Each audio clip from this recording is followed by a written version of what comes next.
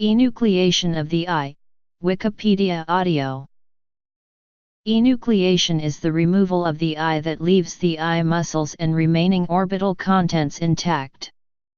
This type of ocular surgery is indicated for a number of ocular tumors, in eyes that have suffered severe trauma, and in eyes that are otherwise blind and painful.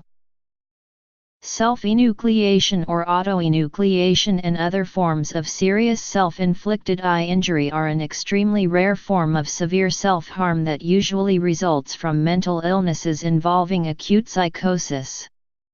The name comes from Oedipus of Greek mythology, who gouged out his own eyes.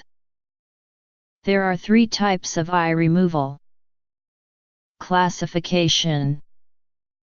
Removal of the eye by enucleation or evisceration can relieve pain and minimize further risk to life and well-being of an individual with the above noted conditions.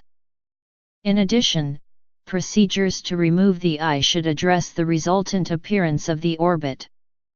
Orbital implants and ocular prostheses are used by the surgeon to restore a more natural appearance.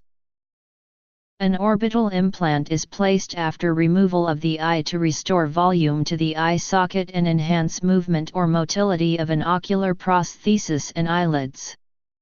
The eyeball is a slightly elongated sphere with a diameter of approximately 24 mm.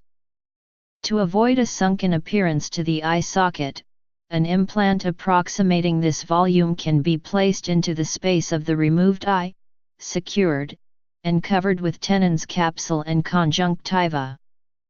Implants can be made of many materials, with the most common being plastic, hydroxyapatite, metal alloy, or glass.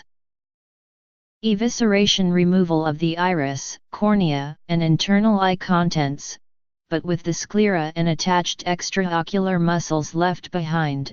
Enucleation of the eye: removal of the eyeball, but with the eyelids and adjacent structures of the eye socket remaining. An intraocular tumor excision requires an enucleation, not an evisceration. Exenteration: removal of the contents of the eye socket, including the eyeball, fat, muscles, and other adjacent structures of the eye. The eyelids may also be removed in cases of cutaneous cancers and unrelenting infection.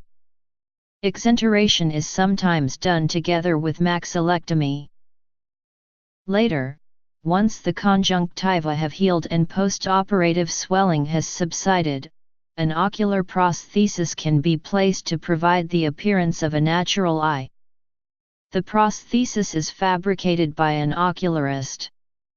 Its form is that of a cupped disc so that it can fit comfortably in the pocket behind the eyelids overlying the conjunctiva that covers the orbital implant.